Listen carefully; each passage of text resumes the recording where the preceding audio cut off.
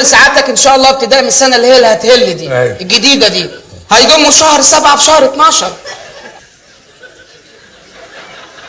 انت بتعمل كده ليه؟